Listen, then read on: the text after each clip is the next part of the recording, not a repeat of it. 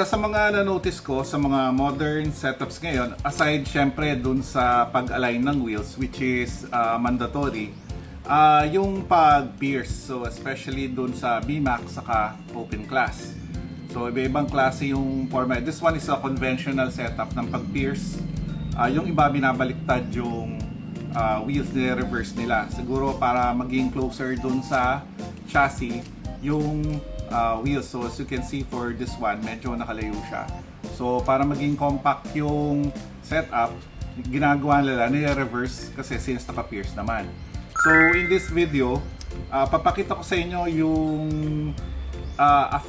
ilan lang sa mga pwedeng gawin para ma-pierce yung wheels natin bago siya i-align saka i-mount dun sa car. So for example, maraming nabibili sa online ng mga 3D printed na guides katulad nito. So iba-ibang sizes yan, starting from yung sa small dia, and then sa medium, and yung sa large. So makikita nyo rito, for example ito, so naka-fit talaga siya for small dia.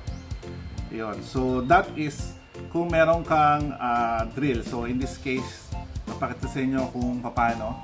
So this is yung drill bit niya na 2mm na drill bit.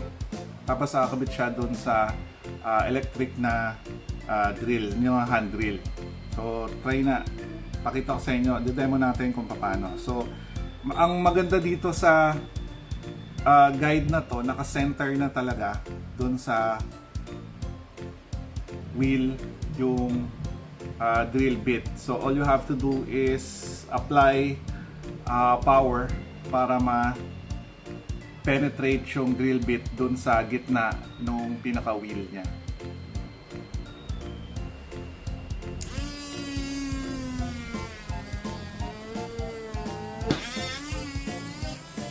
Yun.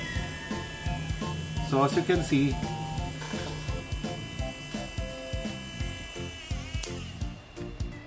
yan, nakikita nyo naman, di ba? So, naka-penetrate yung drill bit doon. So, ang finishing na lang nito is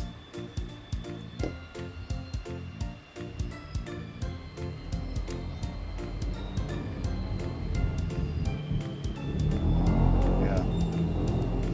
So, see to it na malinis yung pagka-drill. So, pwede pa nating salubungin sa kabila. To ensure na pantay yung butas. Yun. So, pwede na siyang i-align dun sa shaft. So, isa lang yan dun sa method. So, meron naman pwede yung manual kung wala kayong mga guide or yung hand wheel. Siguro mano-mano po pwede. So, since yung screw natin, kasya naman siya dito. So, pwede namang gagawin natin, papatakan lang natin ng konting oil para may lube.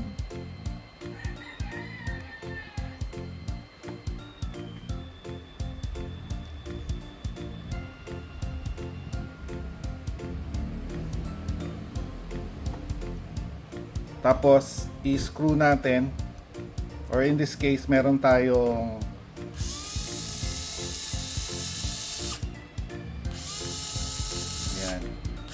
electric na screwdriver. Tignan natin sa yon. So nag-penetrate na siya. Yan, sakto sa gitna. So tanggalin natin yung screw.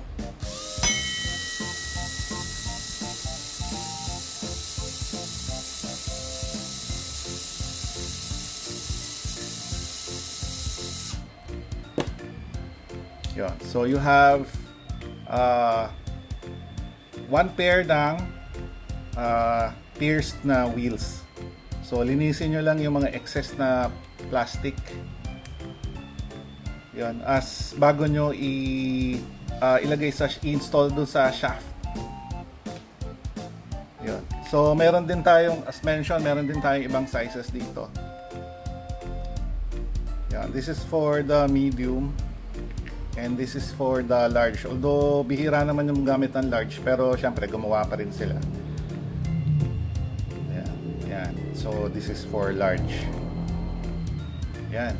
So actually meron pang isang way para hindi na kayo mag butas-butas pa. May naglabas kasi si Tamiya ng ganito. Yung Super X small diameter wheel lock nut set. So itong particular na upgrade part, mas mahaba. Yung pinakamahabang shaft kasi is 72mm, pero ito mas mahaba siya, and then meron siyang butas na to, tapos meron na siyang kasama na lock nut. Initially designed siya for Super X kasi syempre nilabas to nung 90s. Pero I'm guessing na pwede rin tong i-apply doon sa ibang chassis na gumagamit ng small diameter na wheels. So for example, yung Meta, yung CFM. So later sa ibang video, gagamitin natin to, tatry nating install doon sa ibang Super X chassis. And most probably siguro yung dalawang pair sa huli sa rear i-install to. Then tatry din natin install sa ibang chassis. Siguro CFM, titignan natin if ever mag-setup tayo ng Meta. Ayun. So eto, so nasa sa inyo na yan kung ano yung gusto nyo na wheel na ilagay. So normally yung kasi ano siya wide siya. So yung mga wide na hard tires yung pwede nyong install dito. Ayun. So yun, so yun yung mga ibang so marami pa ibang methods, kanya-kanya yan paraan para mag-pierce ng wheels.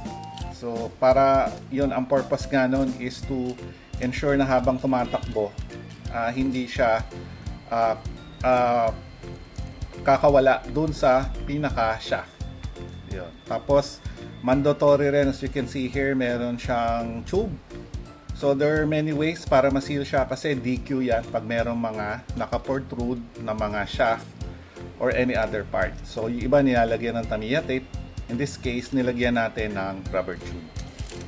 Yun. So I hope nakatulong itong video, lalo na doon sa mga newbie or doon sa mga nagbabalik pa lang sa Tamiya, kung paano nila ma-achieve yung more or less, wala namang perfect, no, yung perfect na near perfect na pag pierce ng wheels nila para dun sa setup.